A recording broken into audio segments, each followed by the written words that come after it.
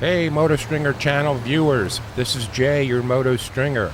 Today we're looking at an abandoned car on a major road in Los Angeles that was set on fire. What you're looking at now is what we saw when we first arrived on scene. The fire department had not yet arrived and nor had any police agency. The car was just sitting in the middle of the roadway with its driver's door open and completely engulfed in flames.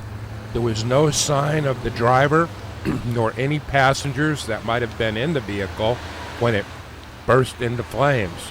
The vehicle did not appear to have been involved in any type of accident. It was just plain abandoned. LA County Firefighters responded to the fire, and this is Engine 14 pulling up on scene.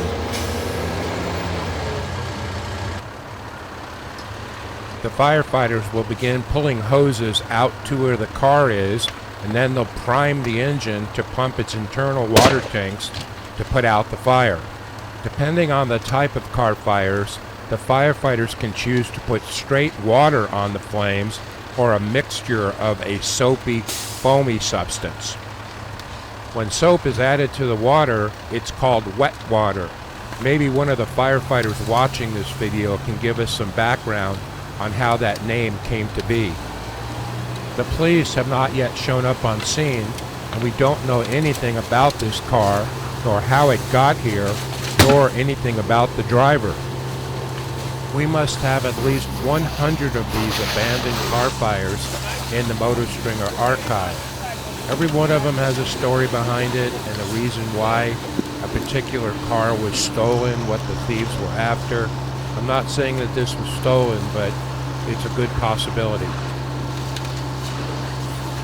Take notice of the foamy, soapy water that's being applied to the car fire by the firefighter.